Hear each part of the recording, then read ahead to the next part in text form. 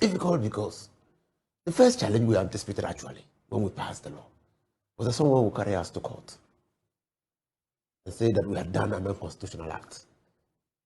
But you see, why didn't anybody go to court? Because there's consensus by the whole country that we have tackled the canker of corruption. There are only two things that are essential in defeating corruption: disclosures and transparency. So, yes, the special prosecutor used unconventional means to vent his frustrations, his lamentations, the obstacles that are being put on his way. He says it's novel. It's true, and indeed it's novel. He's not been aided because he's a lawyer. But you must understand, and Professor Buchi knows him very well, that he was a diligent academic, very hard-working lawyer. He's been put in an office, and now his competence is being called into question. He's fighting to protect his own reputation and integrity. The office itself has great difficulty. I was the first person to criticize his appointment,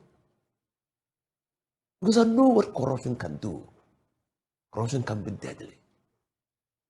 Corruption can be destructive, not only to the economy, but to the individual. Several anti-corruption fighters have been killed. Judges,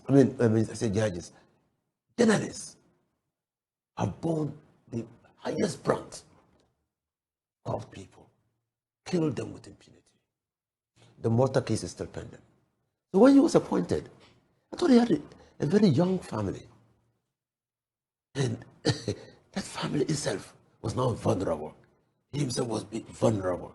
I didn't anticipate and think that a political party that had made it an issue in which Ghanaians bought into will work to frustrate the operationalization of the office. I didn't think that would be his problem. But now that is what is happening. See, we forget one thing. We look at what OSP is doing as if it's the normal criminal prosecutions or private cases that are being conducted in court. No. This public interest prosecution.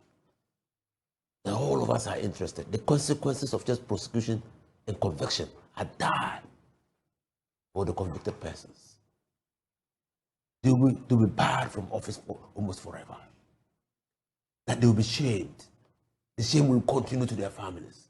That they will lose all that they have got through illegal activities.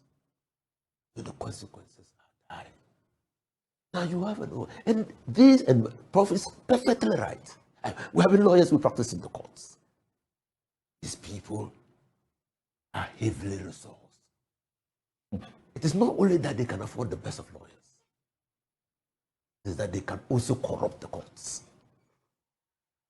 I can say that because I'm a politician. You might not say that because you are dean. Yes, they can also corrupt the courts. And we know that under the committee chaired by Honorable Mohamed Mumuni on corruption in the judiciary, the verdict was quite clear. There is some level of corruption in the judiciary. Anas Armiya Anas expose also confirms corruption in the judiciary. The former Chief Justice Anim Yeboah, during his vetting, said he could accept a goat from a friend, provided the friend did not have a case before him. Corruption in the judiciary. These people have leverage. Anything can happen in court. Yes, I've read the Constitution. The Prophet's here. In the whole Constitution of the Republic of Ghana, there is no provision barring an investigation into the conduct of a president if he's engaged in corrupt activities.